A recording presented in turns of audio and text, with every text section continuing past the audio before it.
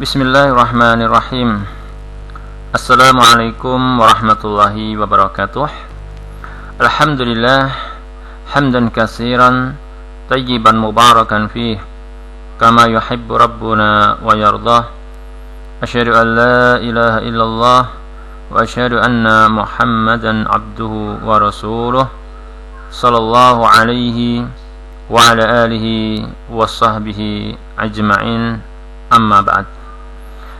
Kepada seluruh para santri kelas 10 MA Ibnu Abbas yang kami cintai dan yang kami banggakan, yang semoga senantiasa dirahmati Allah Subhanahu wa ta'ala dimanapun antum berada, dan semoga Allah Subhanahu wa ta'ala senantiasa menjaga kita semuanya, menjadikan keberkahan dalam kehidupan kita semuanya, dan Allah Subhanahu wa ta'ala berikan kepada kita semuanya limpahan nikmat dan petunjuk kepada kita semuanya, sehingga dengan nikmat dan petunjuk yang Allah Tabaraka wa ta'ala berikan kepada kita semuanya, kita bisa menjalani hidup dan kehidupan ini sesuai dengan apa yang Allah Subhanahu wa ta'ala syariatkan, sesuai dengan apa yang Allah Subhanahu wa ta'ala perintahkan, dan juga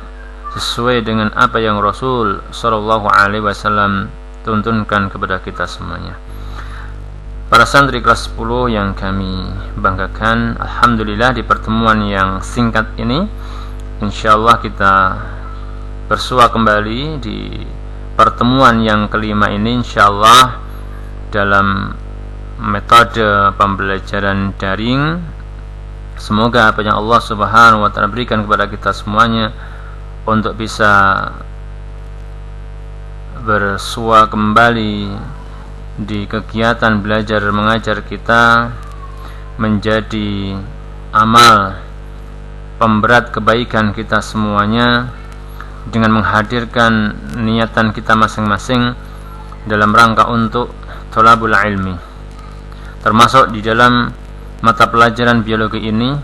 Semoga apa yang kita pelajari mendapatkan manfaat untuk senantiasa kita mengingat berzikir kepada Allah Subhanahu wa ta'ala melalui apa yang Allah Subhanahu wa ta'ala ciptakan di alam semesta ini, khususnya dalam ranah disiplin ilmu biologi ini.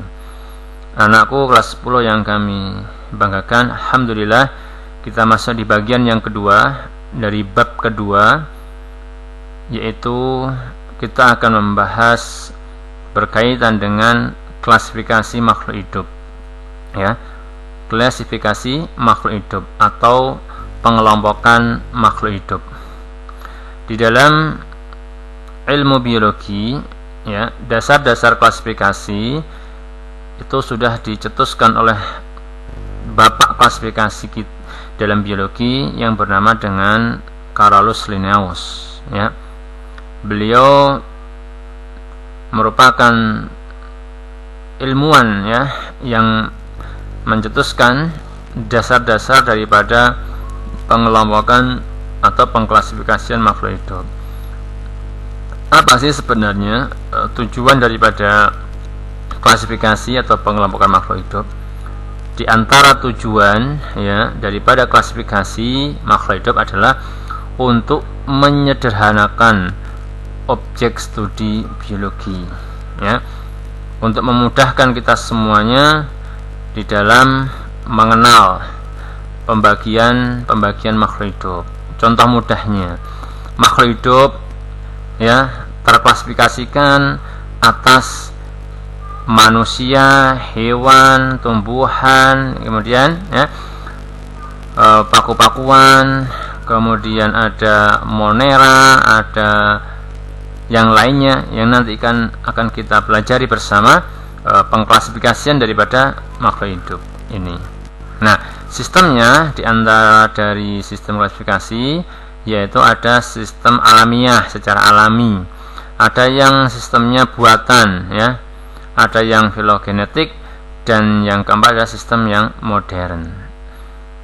Nah, tingkatan dalam takson klasifikasi makhluk hidup dari yang tertinggi sampai yang terendah, insyaallah akan kita kupas lebih detail pada kelas-kelas yang lebih tinggi insyaallah. Nah, adapun di kelas 10 ini kita akan secara umum memberikan gambaran bagaimana tingkatan takson dalam klasifikasi makhluk hidup. Nah, tingkatan yang paling tinggi namanya kingdom atau kerajaan atau dunia. Ada kingdom plantae ya, yaitu dunia tumbuhan.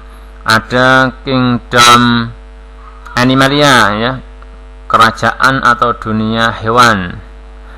Kemudian ada kingdom monera, ada kingdom yang lainnya gitu ya. Ini nanti insyaallah juga akan dibagi menjadi beberapa kingdom, ada misalkan 3 kingdom, 4 kingdom, 5 kingdom dan seterusnya. Setelah kingdom atau dunia atau kerajaan, di bawahnya ada filum atau divisi ya, divisi. Kemudian di bawah divisi ada kelas. Bawahnya kelas ada bangsa atau ordo, kemudian ada family atau suku, kemudian yang terakhir ada genus dan spesies. Nah, ini merupakan tingkatan daripada takson dalam klasifikasi makhluk hidup. Nah, penambahan yang terakhir juga ada di situ varietas atau ras. Ini sebagian dari pembagian takson. Ada yang sampai spesies saja, ada yang sampai pada varietas atau ras. Nah, contohnya adalah Oryza sativa ini kan. Nah, nama Oryza sativa ini merupakan nama yang sesuai dengan sistem tata nama pada makhluk hidup, di mana setiap makhluk hidup ya itu terdiri dari 2 suku kata yang menunjukkan genus dan spesies. Kata pertama itu menunjukkan genusnya, kata kedua menunjukkan spesiesnya. Oke, contohnya di sini di PowerPoint sudah tertuliskan. Di sini ada Glycine-Max ya. Nah, Glycine-Max ini merupakan tata cara penulisan pada makhluk hidup ya. Contohnya kedelai ini ya, kedelai. Ini glycine menunjukkan genusnya, Max menunjukkan spesiesnya. Nah, adapun tambahannya mer, ini adalah nama dari deskriptornya. Nah, ini yang pokok adalah 2 ini, glycine, Max ya, genus, spesies. Genus diawali dengan huruf besar, Max atau spesies diawali dengan huruf kecil. Kemudian masing-masing sukata bisa di garis bawah atau underline, atau juga bisa di huruf miring ya, italic gitu ya. Nah, ini beberapa tata cara atau sistem penamaan pada makhluk hidup secara ilmiahnya. Kemudian perkembangan daripada klasifikasi makhluk hidup ini ya menjadi berkembang dengan pesat ya. Sejak dulu ya, zaman dulu para ilmuwan di bidang biologi hanya membagi klasifikasi menjadi 2 kingdom. Ada dunia tumbuhan, ada dunia hewan, itu saja. Kemudian sering perkembangan zaman yang ada, para ilmuwan biologi juga semakin berkembang. Ada makhluk hidup yang ini tidak teridentifikasi, tidak termasuk pada dunia hewan dan dunia tumbuhan. Nah, kemudian menjadi 3 kingdom.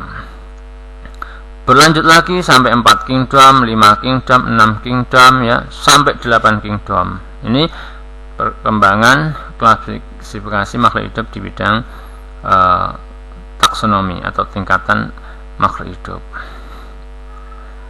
Nah, lalu semua yang kami banggakan, ini contoh bagaimana para ilmuwan memberikan identifikasi pada makhluk hidup ya.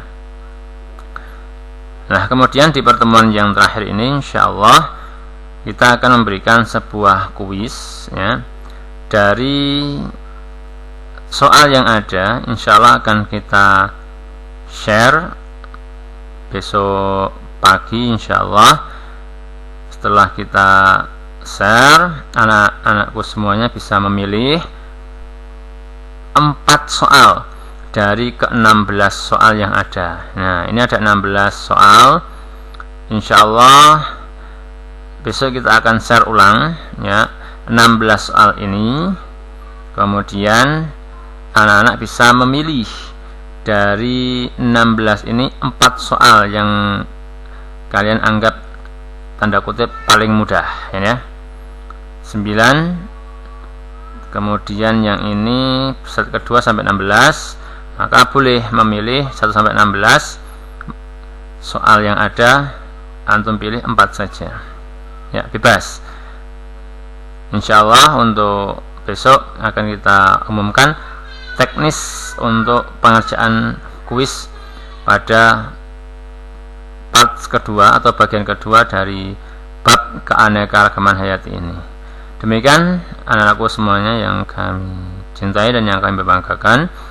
Semoga yang sedikit ini bermanfaat untuk kita semuanya, dan semoga Allah Subhanahu wa taala memberikan berbagai macam keberkahan dalam segala sisi kehidupan kita, berkah dalam waktu kita, berkah dalam keluarga kita, berkah dimanapun kita berada. Semoga Allah Subhanahu wa taala senantiasa menjaga kita semuanya. Kurang lebihnya mohon maaf. Kita tutup dengan doa kafaratul majelis. Subhanakallahumma bihamdik asyhadu an la ilaha illa anta astaghfiruka wa atubu ilaik. Assalamualaikum warahmatullahi wabarakatuh.